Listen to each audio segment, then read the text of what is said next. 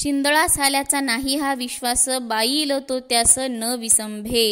दुष्टबुद्धी चोरी करी निरंतर, तो म्हणे इतर लोक तैसे. तुका म्हणे जया चित्ती जे वासना, तयाची भावना तयापरी.